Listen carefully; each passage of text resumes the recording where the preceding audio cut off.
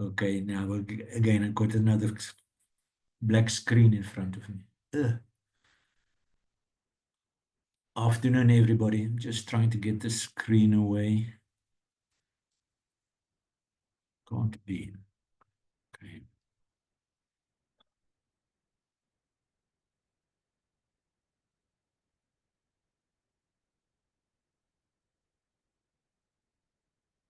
Okay, let's go. It is 13th of March. This is check-in 5. Welcome. Uh, it seems very few people attending. I know it's difficult times for all of us, but let's see.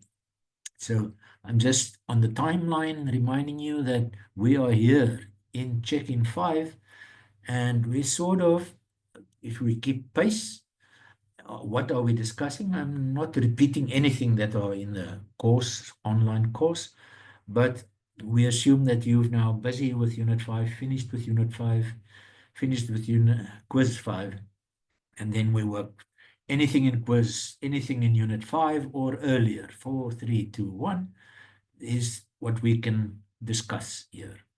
I'll give you opportunity just now to take out some topics. This morning I found these are the numbers of participants, and so of the 73 people who enrolled, it seems to me, we are thinning out. What can it be, guys? Talk to me.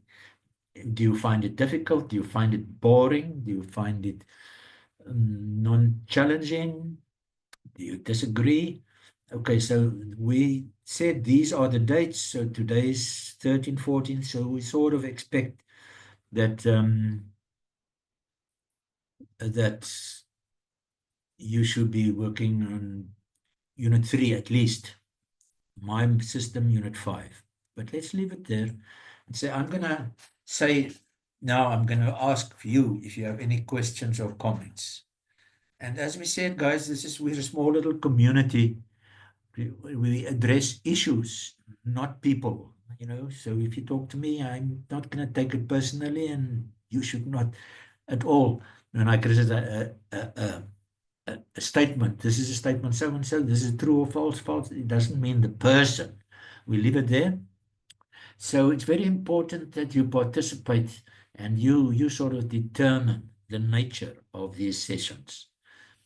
I'm going to give you an opportunity to ask questions, to talk, to answer each other. If somebody asks something, I would appreciate somebody else answering, not just always me.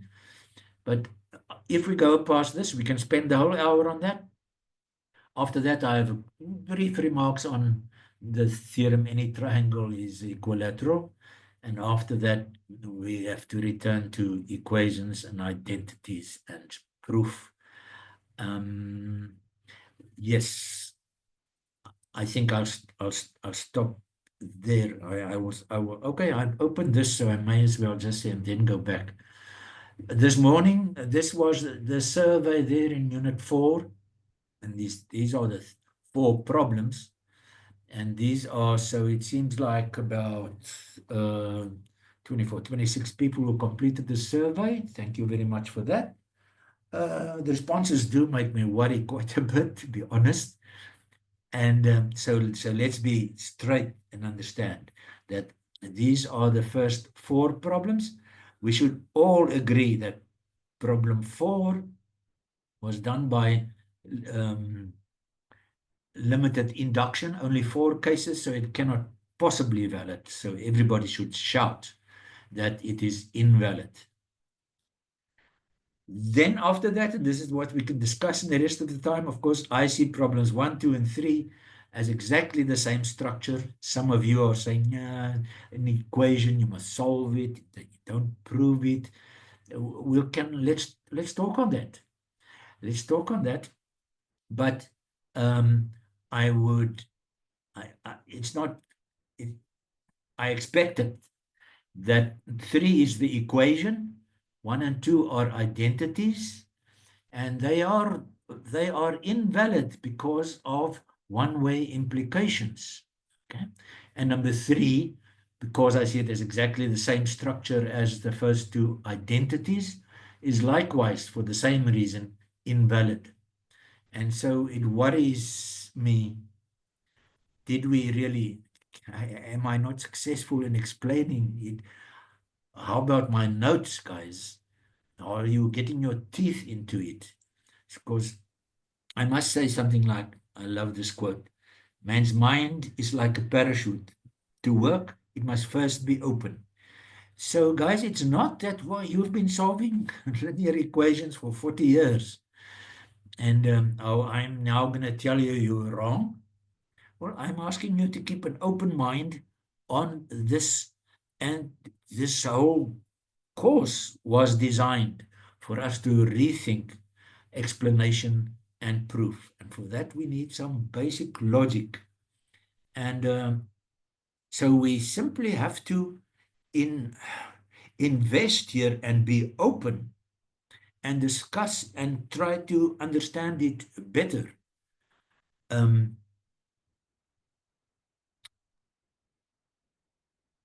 Okay, nothing more. Okay, can I jump in? If that's okay. Okay, let's say let's talk. Thank you. Okay. Right. So yeah, I mean, we spoke about this last time. Last time I was like having a really bad day, so I didn't like conduct myself well. I'm sorry about that. But Me, me too. so Guys, yeah, sorry when about I that. listened to the recording afterwards, my Yeah, wife neither of us would. I was Yeah, shouting, but on the yeah. recording, okay, we did talk, but I thought I shouted more. It's okay. Okay, yeah. So uh I still don't think you can treat three as the same as the first two. The first two are completely invalid, I agree. But I feel like when you are given an equation, okay, when you are given an equation asked to solve for x, um, that means that you are assuming.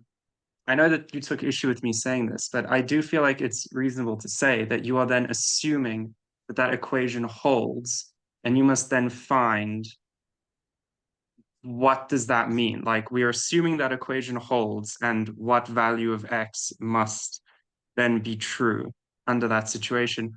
Or you can find that no value of x satisfies it, and then that your assumption was false. But I don't think that it's the same structure as when you're proving an identity. Well, I just I'll, don't. Because I'll when you're try proving to. an identity, you don't assume that the identity is true. You have to No, no. find that it must be true. I want to tell all of you guys, this assume that it is true. But of course, with the indirect proof, we do say assume that it's not proof, and then you go to a contradiction, and therefore you say the assumption was wrong. We do it there. But guys, to my mind, everywhere else, there is no question of accepting that something is true or assuming that something is true. I just looked it up here, for example. I said so, and I presented it so in our course. Most of you know 3 steps to do mathematical induction. And I purposefully clung to this idea that this is the principle. There are 2 conditions. P of A, not naught, but starting at A, is true. And then if PK is true for some k, then PK is all about if then. Guys, mathematics is all about if then, if then. There's no assuming that it is true. If you assume it's true, why don't you stop? You said it's true. Um, Likewise here, we don't assume it's true for k, and we do not. You cannot prove that it's true for k plus one. If you can prove on its own that it's true for k plus one, you might as well prove that it's true for k and true for n. So it's if then, if then, if when you're going to try to prove that pk of plus one is also true, you're invariably going to use that first part of the if then. So this if then relationship is everywhere. Okay. Okay, I decided I will now turn around my presentation and not gonna just continue with this. But I'm a bit so I am worried about this. Let's see again. You're very clear, friend. For X, we are operating under the assumption that the equation is Yeah, true. I What, wrote that. yes, what does it mean? So we are not proving that P is true. That is our premise. But if you don't prove it's true, then it remains your premise forever. Okay, In this case, okay, we but are meant to demonstrate that P implies okay. Q. Okay, it's on the So table. It's on the table. Okay. so Yeah. okay, so you have an issue with this thing of like assuming that it's true. But I would say when you're asked to solve an equation, like for x, that can be restated, say, solve this equation for x, can be restated as saying, if the equation, then what value must x have? Yes. Well, That's my opinion. So, like, in yeah. that case, you're saying, if the equation is true, so like, Yes, but then your But then starting point is the it's the equation. relationship, and it goes with guys with modus ponens in it. If P, then Q. If P, then Q. I hear you. I hear you. Can I? So I'm just saying, guys, that really we should take note of. We must have this under total control. If P, then Q. P is true, then Q is true. P implies Q. If P, then Q. If Q is false, then P. So this is upfront in the meanings of this. What am I talking about? P implies Q, Q implies P, top, bottom, bottom, top. Guys, I hope you make it work slowly. You must make sense of it, please. Okay, I'm not going to talk on this. And this things that I did last week, okay, where do I want to be? I want to skip all that and say, look, I did spend, this is very important. I did spend some time last week on this idea. If we know we end with something that is true, if we know we end with something that is false, then we know we started with something that is false. Okay, that's proof. If we end with a truth and we wonder what about the thing with which we started, then if you look at the examples like there, then it may have been true or it may have been false. Therefore, we do not know. We do not know. So then we can't assume it's true. And okay, now I'm through that. I'm gonna say I put these two next to each other. Sorry, I'm really struggling with equation editor, and so ideally, okay, I'll say now, but I put these two things next to each other, and I say let's now compare. For example, this identity which says prove that, and this equation that says solve for x. What does solve for x mean? Okay, so here I say, of course, we hate it, but this is formal mathematics if I come with my whole set theory and notation, etc. Okay? In the notes, you'll find there is a universal set, universum, there is a condition, and there is a truth set. Okay, and so it's set. So this notation, set, what does this mean? This equation, we say solve for x, but actually what I'm writing here is this is the set of all values of x that makes this equation true. Not so? No? And I didn't have time, but I should likewise have talked about theta in this case. Didn't have time. I really struggled with equation editor. But likewise, I could frame this in exactly the same way and say this thing is, and we must find out for which values of theta it is true. And then in this process, we prove that it's true for all values of theta except when sine theta is naught or cosine theta is 1. And you know those two structures. Now, I say, guys, this identity, it's a statement. We are working in abstract. The mathematician never works with specific stuff, not the local fate, blah, blah, blah, how many balloons are there. That is arithmetic. We work in general way. We work with structure, structure, structure. And therefore, I have tried to illustrate to you that I used 5, 6 examples of this P implies Q. If P is true, then Q is true. But in the end, we say just P and Q. We don't say this is a lateral triangle or whatever. If P, then Q. Just the form matters. So again, I'm going to say I have the same form in this case. This is an identity, but it's a statement. So I'm handling it as more general than an identity because for the equation is likewise a statement. Last week I shared with you a statement, open and closed statements, true and false statements. Guys, that's very, very important. So I'm saying both these are open statements, meaning this set here consists of only the values of x that makes the sentence true, the equation true. And of course, that applies absolutely directly, exactly here. I should have taken the other example. Exactly the same. So in both cases here, I've now just, because I wanted to flash this stop stuff, guys, they're statements, they're the same. They're open statements, they're the same. We don't know if it's true or false. I see I could have written it better there. Is true. Oh, never mind, you know what's written there. Where is it? It is true or false. Okay. So they're the same in the sense that they're both statements, they're both open statements. Sorry, I say they're open. If they're open statements, we do not know if it is true or false. It depends on the value of x and theta. So only when the value of x makes this sentence true, that will then give us our so-called truth set. Okay. So I've already done, of course, my story is what I'm pushing you. I'm pushing you.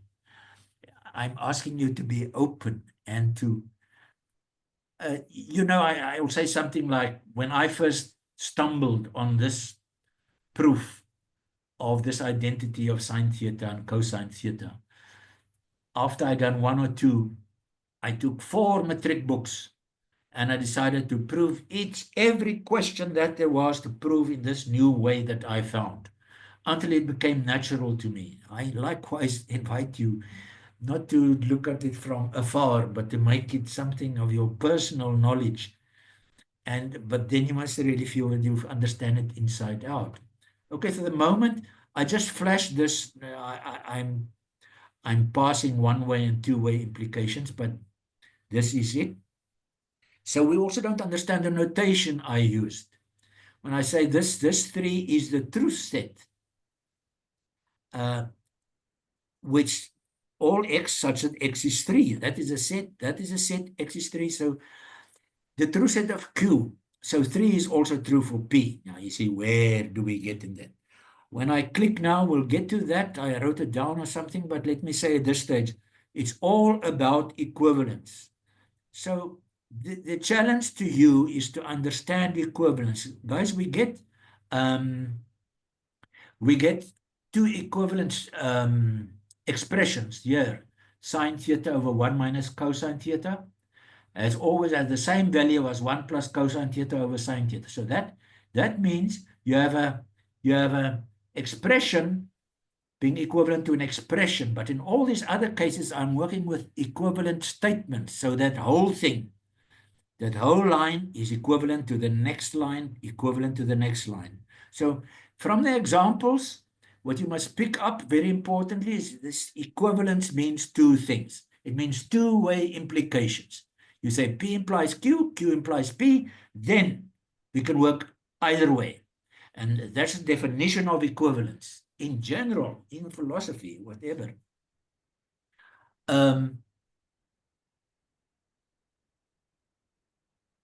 What did I say now? Okay, but so the important, let me see. Equivalent, the second way of defining equivalent equations is to say that they have the same solution set. I have a proof for that. You have these two different definitions. The one is you have two-way implications.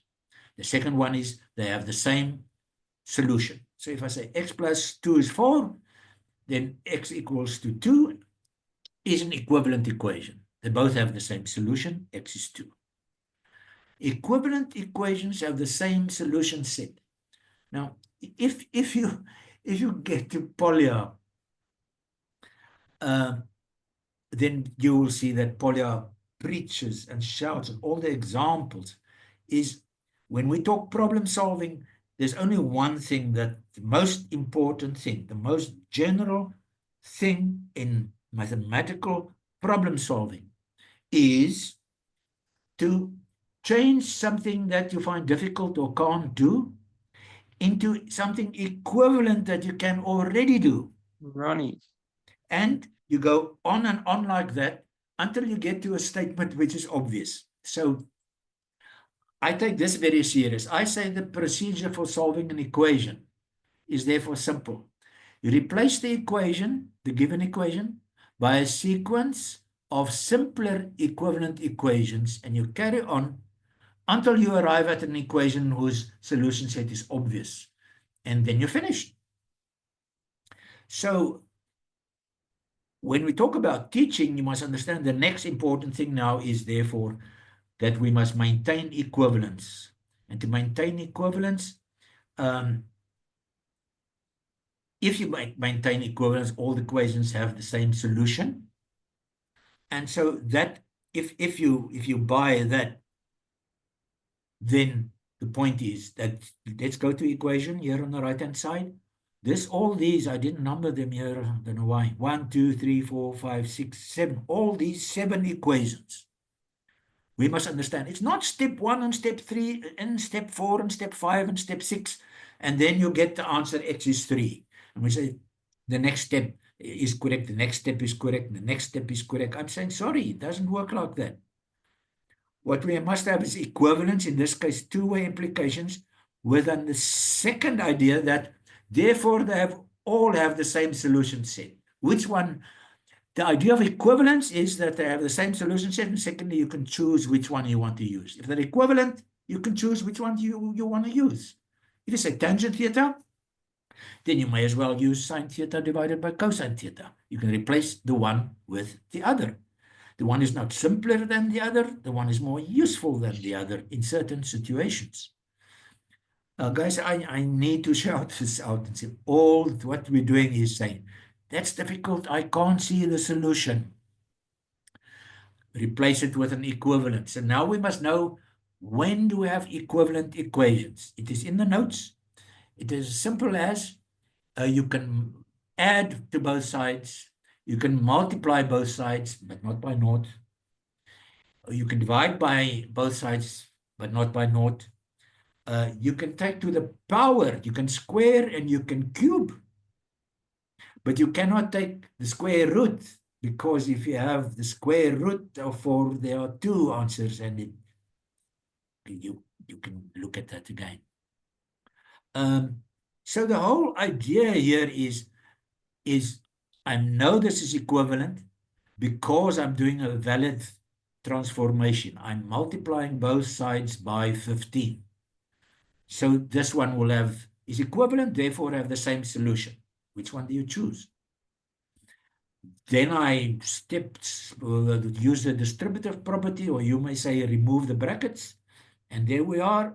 I still can't see the solution. Then we simplify that, and I've got 11x minus 3 is 30. Then 11x is 33. I said you continue until the solution is obvious. To my mind, you can stop here at 11x is 33, or at 11x minus 3 is 30. Surely 33 minus 3 is 30. The moment you have the solution, you're finished.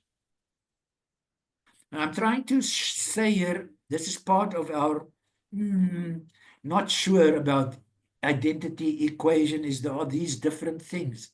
I say every step here in front of us, guys, are exactly the same. I maintain equivalence, maintain equivalence, maintain equivalence, until in the case of an identity, we come to something which we know is true. Or in the case of an equation where the solution shouts at us, it's obvious in front of us, then we have the solution. But it's only Okay. when we have two-way implications that we can be sure that this tree is also the solution of B up there. So we have to look deeper at this.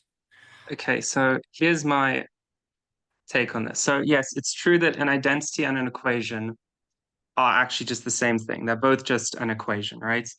Where, it Yes. could be true or false depending on the Identity value is true for all the cases, of the yes. variable. Yeah. But an identity is something where you say it's true for all the cases, which, well, that one on the left technically isn't because it's not true if theta equals Okay, we zero, have for to change example. the But yeah, but definition yeah, sure. You for put all some restrictions on an identity. yes, The different, okay, for all valid so values of the this method of maintaining equivalence the whole time is certainly like, it's like definitely valid. I'm not arguing that this is the wrong way to do it, but I would contend even if you don't maintain equivalence constantly, you can still do it in a completely mathematically valid way, which is to just do implicate. Okay, so we're looking for when that equation is true.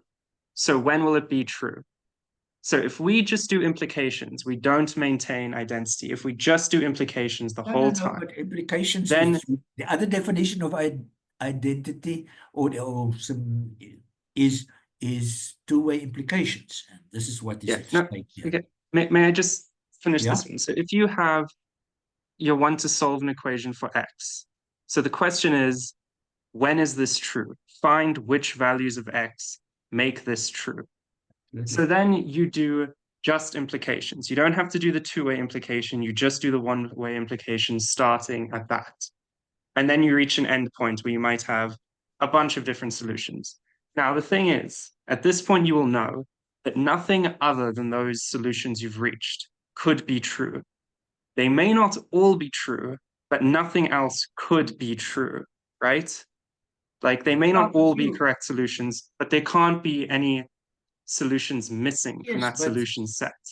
And then but if you you just check which ones of them are true, then you will have all the solutions. And I think that's completely mathematically well, valid. I've already last week said yes, good matric teachers insist to teach their children to test the answers. And when you test the answers and you see that one is not valid, but I'm not going there. Um, let me see. Um, I'm not sure what I have in front of me. Okay, let me solve. I'll do it slowly. I'm talking too fast. And so I'm just going to make sure you just follow that slowly. Sure. Yeah. Um, I think I'm going with one-way implications. We agree Mm-hmm. if that is so, then this is so. If that is so, then that is so. If that is so, is that is so. If that is so, that is so. If that is so, Yeah. then we're very happy that we've done thousands of these. And the answer here, uh, where are you? Coming up, X is 3 is the answer is valid. Okay, but is it really? Because we are now depending, we're saying, Yeah. it's really P, a series of if P, then Q. If the number 1 is true, then number 2 is true. If 2 is true, then 3 is true, etc., etc. So we go. Again, I show these two different wordings. 3 is the so-called truth set of P. And now we claim that 3 is also the truth set of the original equation. How sure are we about that?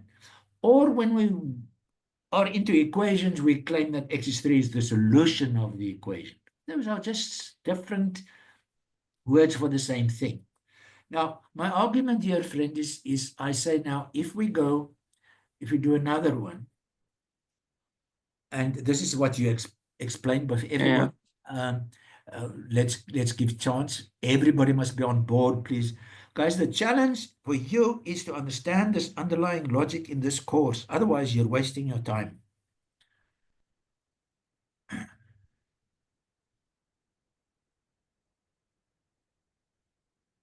Okay, now I'm going to maintain that every step that I take is valid. What did I do? I go from there to there. Wow, I squared. Of course I may square. If I say x is 2, then x squared is 4. Of course it's true.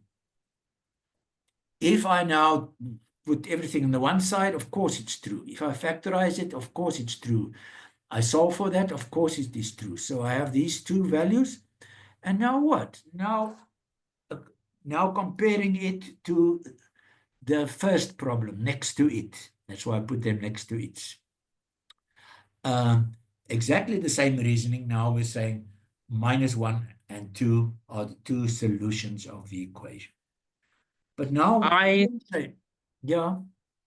So the You're going thing to test here it. is, You're going to test it, but okay, I it's cannot not just accept about the testing though. mathematics that leads to false No, results. it's not just about testing though. It's that there is a logical error within this proof No, on it's the right. not. You're working from Namely, top to bottom. You work from top to bottom. There is no error whatsoever. You may square it. It is good true. If x is no, 2, x it's squared not. is 4. Because the problem is that in order to keep it, the second implication, you would have to require that x is greater or equal to 0. Yes. And that is Yeah. true with equivalence or with implication, I would say, because the first point already requires that x must be greater or equal to 0. So when you do an implication, you still have to maintain that.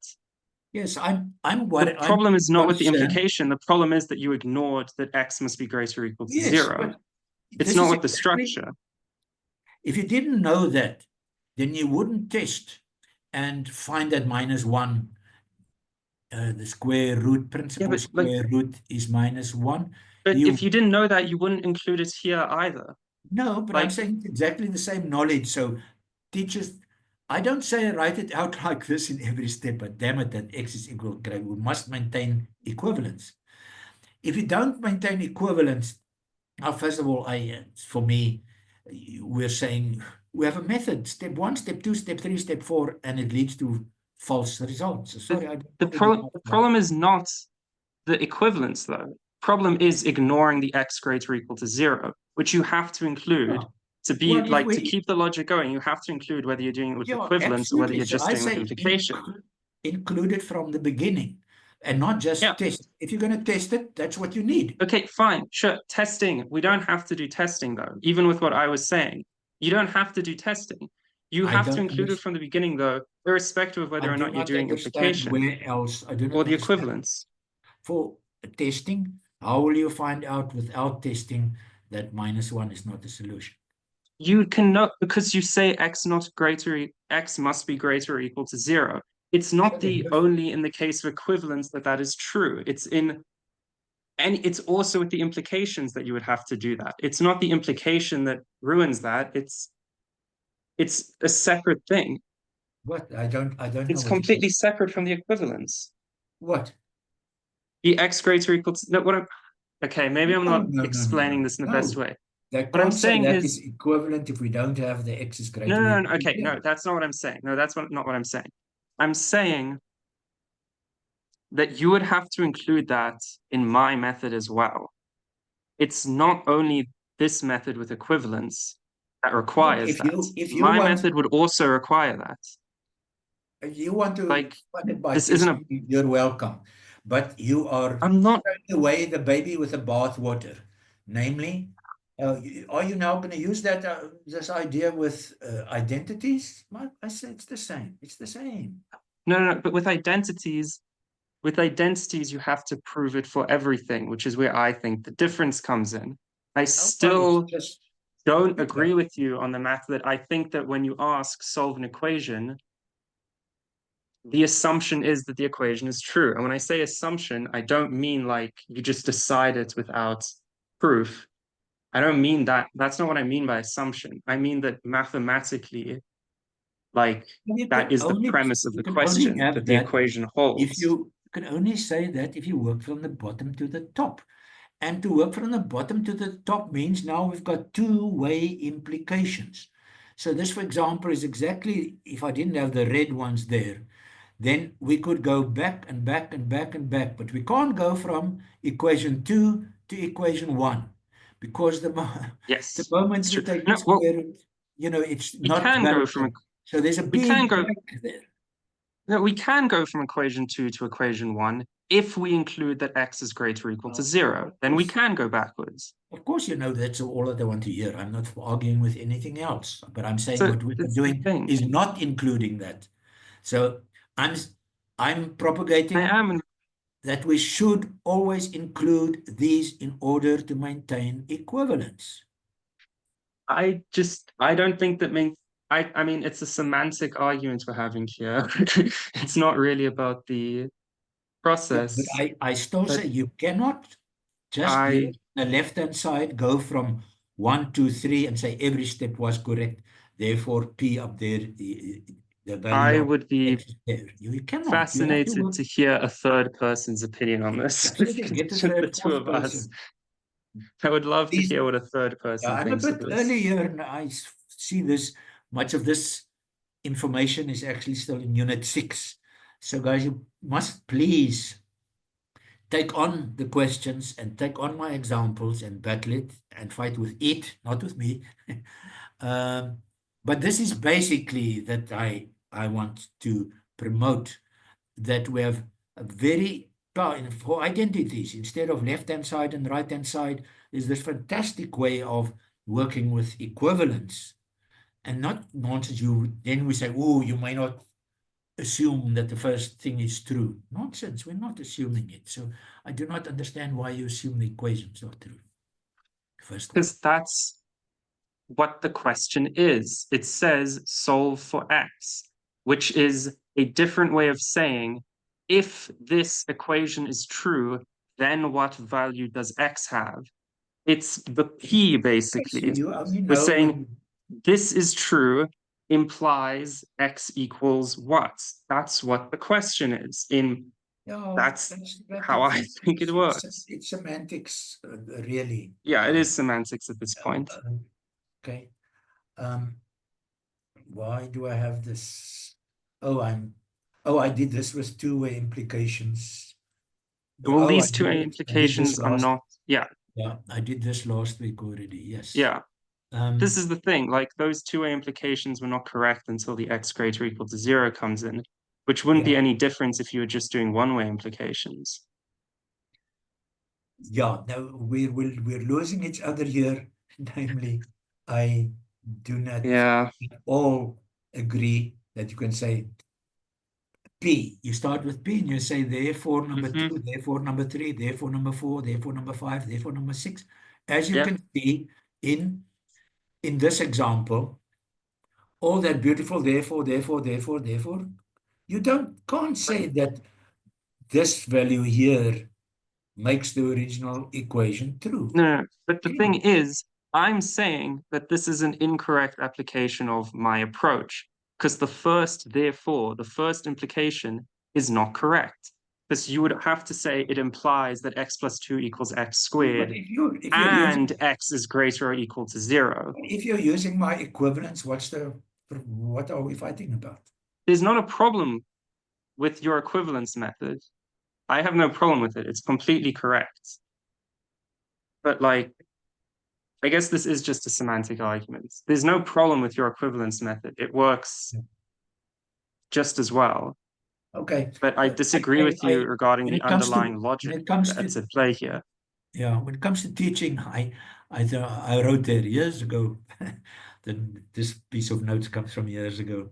Um, I um, I say that we are trying to illustrate the usefulness in the real mathematics of equivalence, working with these two-way implications and the idea that for equations, therefore also for identities, because it's identity special equation, is simply um, to maintain.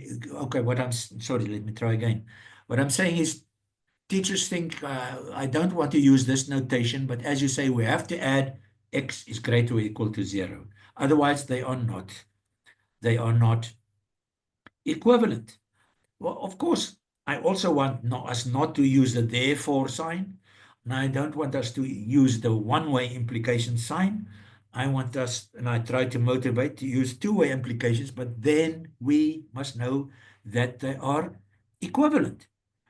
And that means you must you must add this stuff. Now it is either you teach this exceptions, this equivalence, the things that don't work out, you do when you test the answer at the end, or you use the universal set right I at the beginning.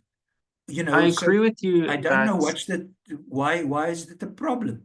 I Okay. agree with you that testing is not like actually a mathematically sound way of doing it, because if you're just testing it at the end to see if it's true, then obviously that means that you may have made a like there must be an invalid statement somewhere in there if you Yeah. test it and it's not true. But I don't think testing May, is necessary within my may, method. Well, may I I can chip in just just for a say, second?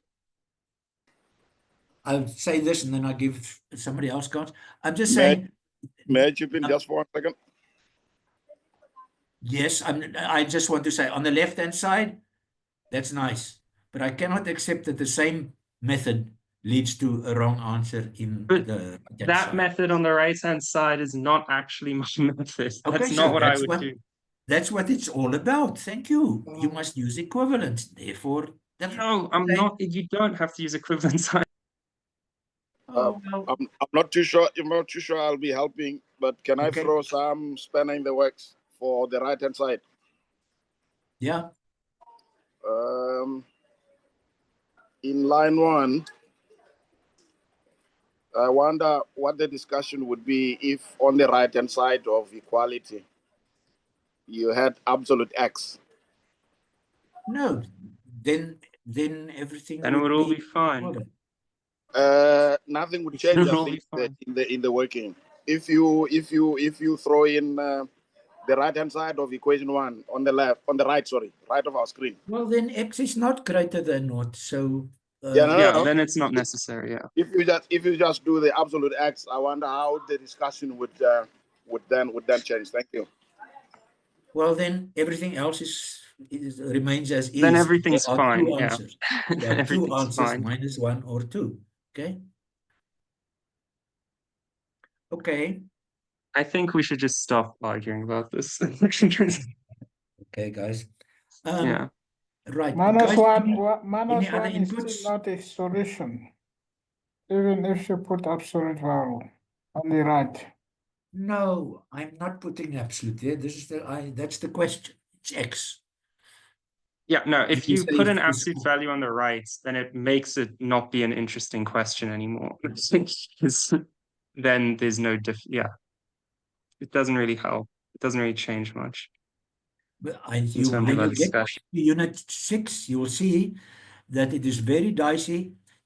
Our exponential laws, what we call exponential laws, for example.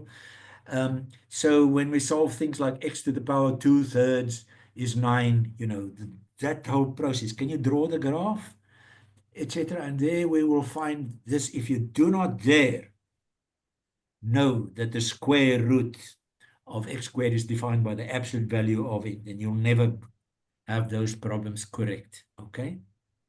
So they are very important content knowledge in Unit 6. And I hope you enjoy it in the process. Okay. Guys, any other inputs, please? Okay, good day, and this is Benjamin speaking. Yes, I don't have a problem with this equivalence method that we've introduced just to it, especially on the part of solving an equation like that one on our left-hand side. No, even yes, and that one we have to multiply throughout by 15. Well, the idea is we want to clear the fraction. Then from there, we're going to do some algebraic manipulations until we isolate x. But now when we go to identities, which is similar what has been done on that trig identity, which had sin theta over something. Now that one is not an equation really, it's an identity, which you know is true for every aspect. So if you are going to apply the same method, multiply by the LCD, which is sin theta, open bracket, I think 1 plus cos theta, and you proceed with algebraic manipulations, you'll find that you'll get a funny situation where you get 1 is equal to 1. Because on the left-hand side, eventually it was sin squared theta plus cos squared theta equals to 1 on the other side. Now we know the left-hand side, sin squared theta plus cos squared theta gives us 1. So we are going to end up with a situation where it's 1 is supposed to 1. The variable is actually going to be eliminated. That is the problem. So when we teach in high school, especially this, why do you have to eliminate it? method. Why do you have to eliminate it? If you have, maybe I didn't listen that well, but this is No, coming in the next unit. If you have, say, x plus 2 is x plus 2, then you're finished. That's always true. Or you can say, eliminate it and say 2 is equal to 2. That's without x. That's true for all values of x. That is vital. That's very important. That is very important knowledge to understand identities better. Yeah, because remember I'm referring to the identity, especially the trig identity, that one which was given as an illustration. If we're going to use this equivalence, this method of equivalence, you find that at some point the variable is going to be eliminated and to get 1 is equals to 1, sometimes 0 equals to 0. As long as that's the what left side happens is equal with to right hand identities side, you if you don't try have to to eliminate solve it. them. Eliminate it Because if you in real want to. fact, identities are not supposed to be solved. We prove them. And for trig identities, But all remember, you have to do is to get to a last step where you say something like x plus 2 is equal to x plus 2. Then either you can say, obviously, that's true for all values of x, or you can subtract x both sides and say 2 is equal to 2. For what values of x is that? For any value of x. I do this. It's important for us in equations and identities to distinguish between an equation where it is true for only some values of x and identities which are true for all values of x, all permissible values of x. And there's one left, true for no value of x. And in the notes in Unit 6, I do several problems which are really, it looks like equations, but they are actually, sorry, it looks like an equation, but it's an identity. And then I find people have lots of problems if they end with something like 2x plus 3 is equal to 2x plus 3. What to do? Nothing to do. They're always equal. So then you have, it's true for all values of the variable. But do check that in Unit 6, okay? Anybody else with an input here?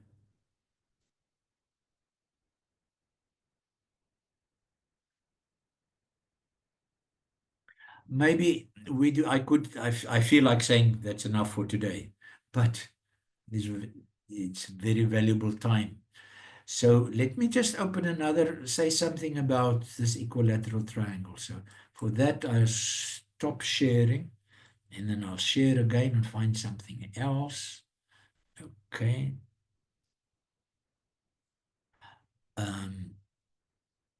Right. Let's go. Guys, this all triangles are equilateral. Come on, guys, I really didn't ask for you to say, no, it is not true. I joked in the notes. Of course we know it's not true. So that's not a question.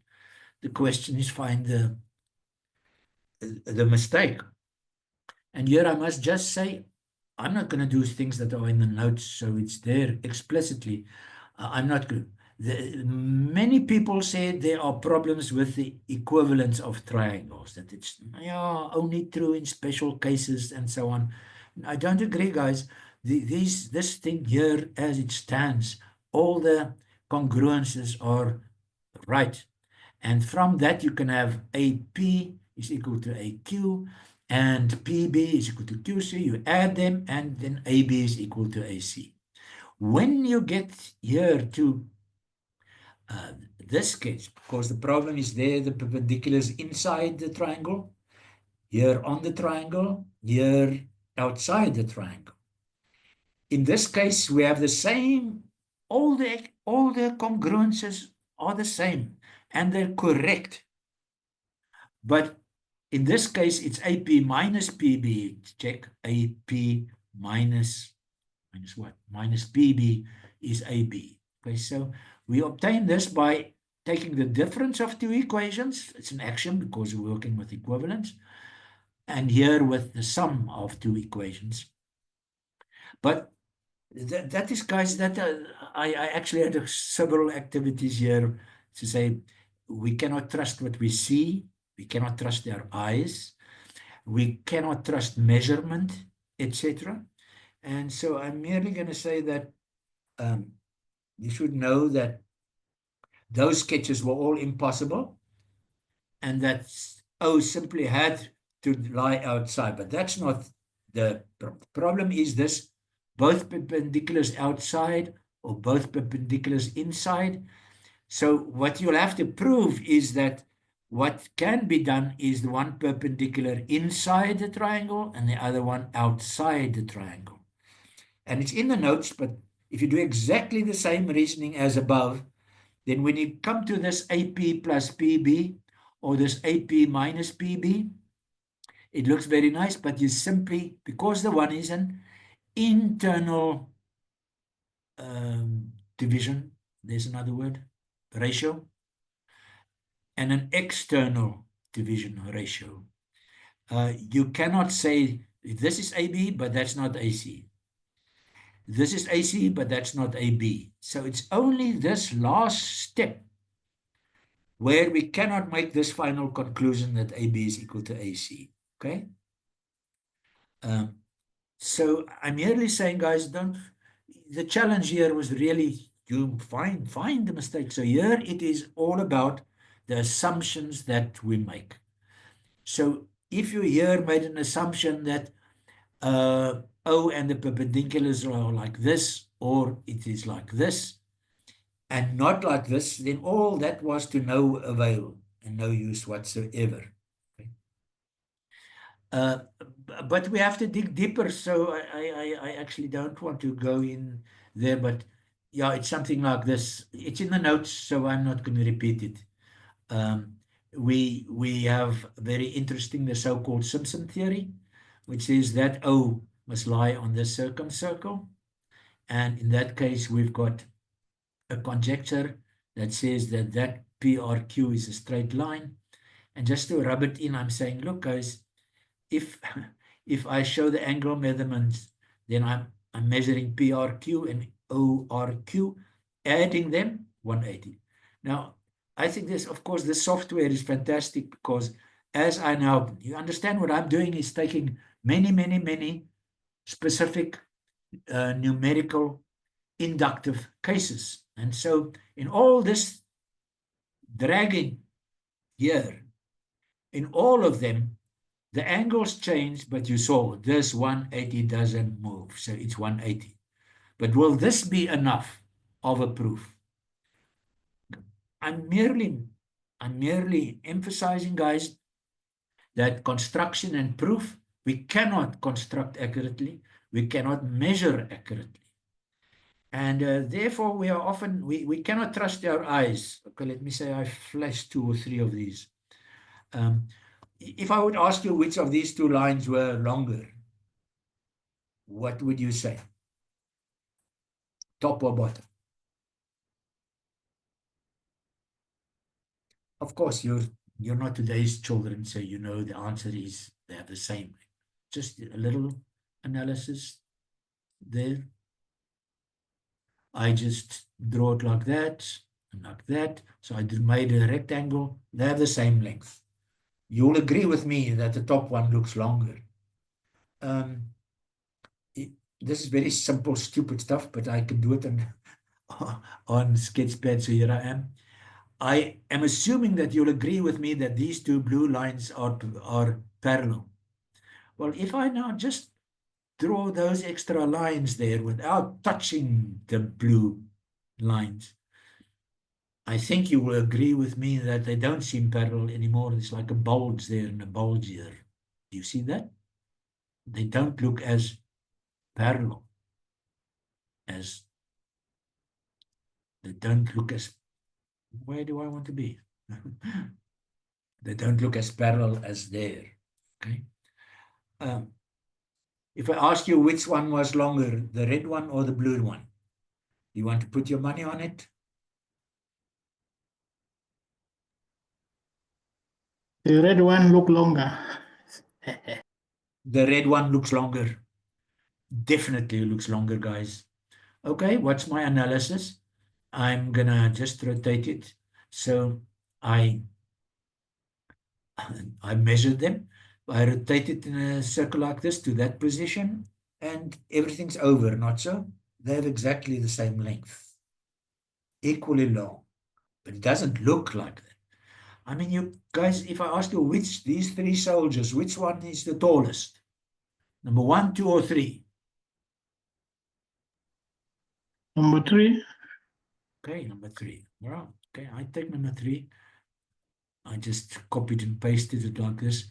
This is number 3. I put it there, right next to him, same height. Then if I take it and I move it and I put it next to this guy. Did I take?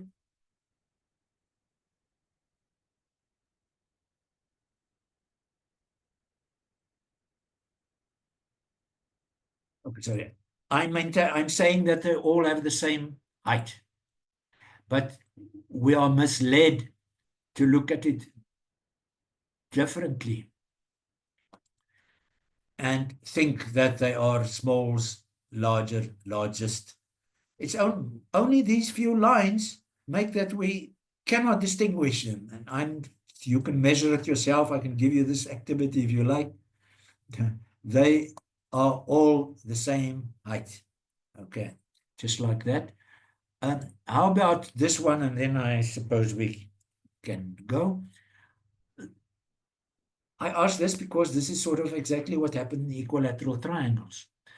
I make the problem. I'm saying if we take this figure consisting of the purple triangle, but we can ignore the purple triangle, and these two triangles and these two figures here, then this is 13 by 5, 65 square centimeters. This one also, but there's a gap. So the question is, what gap is this? Where does this gap come from? How is it possible that we have that gap? Anybody wants to comment on that? Well, let me, here, I'll do it for you. I'll do that and say that. Say, That's 1 minus, minus 1 by 1. that's a 1 by 1, but it's a gap. There must be 65, and now there's only 64. Sure. Are we talking squares or area?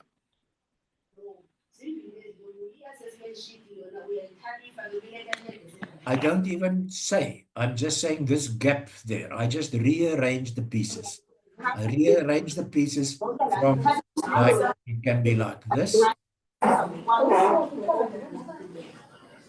What am I doing? Or like this, or like this. So they all fit nicely together. Do you agree? Well, you can see in the background the squares. So if you count the number of squares, so you fit it like this. Then I say, if I fit it differently, say like this, and this, then suddenly they don't fit together. There's a gap. There's 1 square centimeter gone. How can you explain that? Or do you believe that? Of course you don't believe it. So where's the problem? Okay, I flash and then we finish. I may come back to some of them. I've got a few nice activities here at the end, but maybe I'll keep it for the next time. Last session next week. I'm saying math is about reasoning. All this nicely fitting together will not do. I'm claiming that I'm making this sketch here, that if I put it like this, and this, and this, and this, then they all fit together like that. What's wrong? What happened to the square centimeter? Okay, now guys, I say, come on. Are you now stuck with a visual thing in front of you? Are you trying to fit them and say, oh, look there, they fit together like that? Come on. You must something else. So I say, is it this two that I do here? This one and this one. Obviously, we're assuming that this is a straight line, not so straight line. All that. Is it a straight line? How do we know? Or if I put it like this, are these lines parallel? If they're parallel and if this is a straight line, then this will work. If they're not a straight line, then something's going to happen. Can anybody comment on what is the problem here?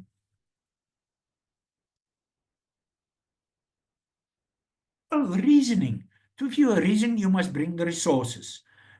I focused you now on the hypotenuse in both cases or other lines.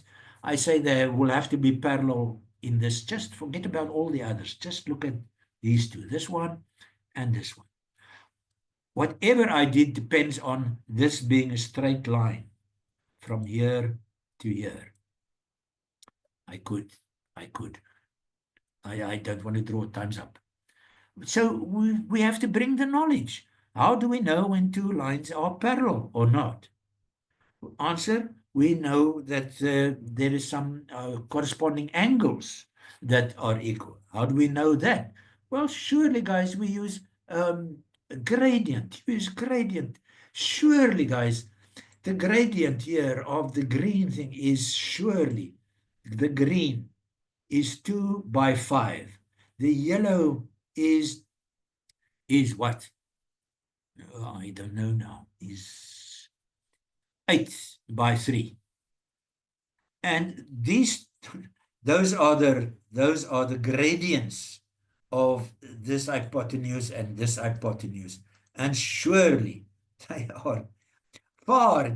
Look at your eyes. Your eyes are cheating you. You think that's a straight line. Come on. The green triangle, 2 by 5. The tangent is 2 by 5, divided by 5. Here it is 3 divided by 8. 0.4, 0.38. Very close. I could construct it and show it to you. But that's the message is, that's not the message. The message is simply, the message is simply we cannot trust our eyes. No comment? So you understand that I made this beautiful thing of theorem. Let's prove the theorem of Pythagoras. Then I would say, no. Reset. Okay. I do it like this, and I hope you'll appreciate this. Isn't this beautiful? Pythagoras, sum of the squares on the two short sides equal to the square on the hypotenuse. Go, and there we go. And there, proof. Would you accept this as a proof? Well, not after the example that I just showed you. You can show this, but you'll have to prove that this is 90 degrees. You'll have to prove that that is a straight line. You'll have to prove this is a straight line, that's a straight line, that angle is 90 degrees, etc. So it's not simply of looking at it and saying, ooh, they all fit together beautifully. You cannot say they fit together if you don't prove it. Okay. So I steal the 2 minutes and say, no, I don't want that. I will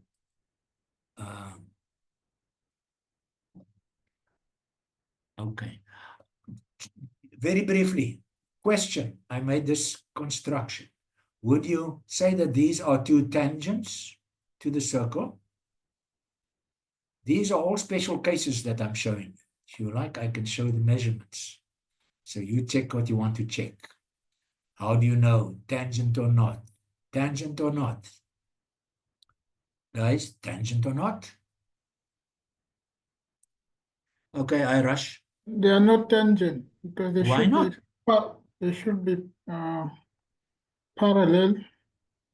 if No. they're both tangent, I because don't understand what you mean. What? This line is from here to the circle touching in only one point. Is it but touching in only one point, etc.? I don't know what you mean. Is this a tangent to the circle? we should prove that there is a right angle at X and also at Y. Yes. Again, you have to fetch knowledge, guys. The definition of a tangent is that it is perpendicular to the radius. Okay, so I'm saying, look, it's 90, it's 90, it's 90, it's 90, it's 90. And those two you can easily show have the same length. And you can see as this moves around, the sides change, but they remain equal and the angles remain 90 degrees. So I would say, we should say that these are tangent, but we can't. I'll tell you why. Because of precision. I'm very quickly going to go to properties, then to value, then to precision. Instead of tenths, I'm going to change it to, say, thousandths for that one. And that's enough. We're finished. For that one, instead of tenths, I'm going to make it not 100,000s, but did I say thousands? Okay. Now, is this a tangent? Yes or no? No. No, because I told you, you cannot construct accurately and you cannot measure accurately. And you might think this was 90 degrees, but it's not the hell 90 degrees. I constructed it especially for this case. We cannot believe our eyes. We cannot construct, we cannot measure. And so I think I have another one here. Same, so let's rush. Is it the same one or a different one?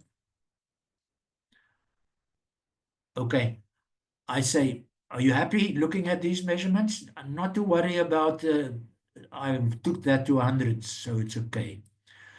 Go, go, go. Special cases, 90 degrees all the time. Sides equal all the time. If you draw a line from there to there, obviously those are congruent.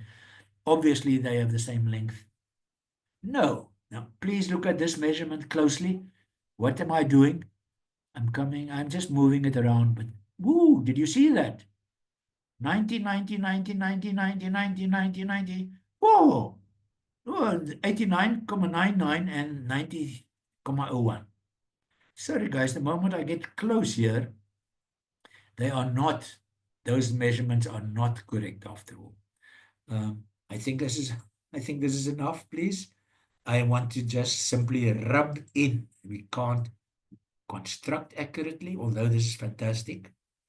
We cannot measure accurately, although this is fantastic. You can't even measure this. Look there. Okay, I'm going to leave it at here. Leave it here and say, please give unit, if you're in unit 5, give unit 6 a go. Please study the fine print. Please make sure you're not there. Don't just do this in guys, for example, in the activity about a few matric problems. I looked at your answers. Guys, I said there, I didn't ask you, I know you can do the matric problems.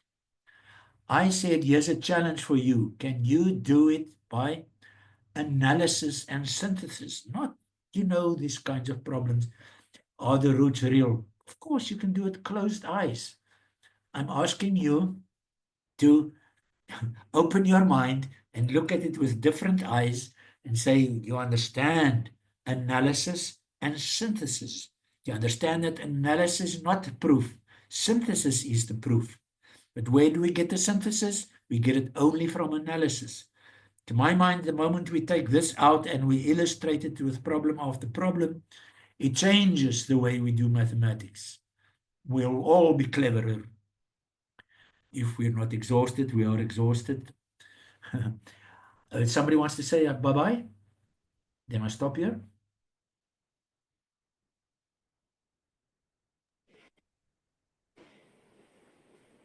Don't have to say bye-bye. Say anything else. All right. So goodbye, Alvin. Okay. With that, Thank we you. say, Thank you. We all Thank next, you. next week. okay, read the notes, Thank you guys. very much. Read the notes, read the notes, read the notes. Okay, let's stop the recording. Thank you.